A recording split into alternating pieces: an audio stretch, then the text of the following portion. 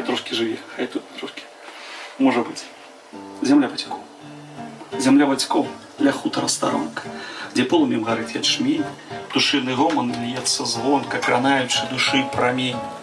З узвышша лесу, шепотом листвы, взлетают в хвале непоразумения.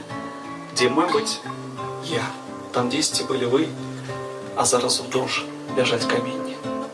Нема нікого быццам доўгі час, але які раней я чую гутарку мясцін, прымаю назаўжды любі наказ, захопвае свою нерухомую спамін.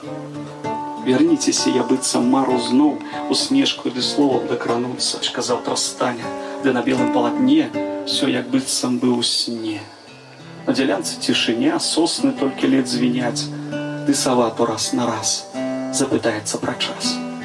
Спяць у зіму травы, гушы, і мядведь вачэй заплюшчыў пераважна жыцця, спіць як малае дзіця.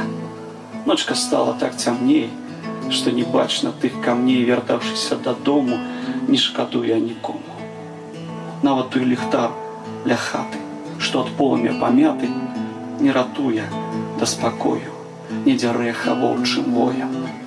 Час такі, прывыкне людзі, будзе зноўку марыць цуд, ды чакаць вясны з палёў, клякат родненькіх буслоў.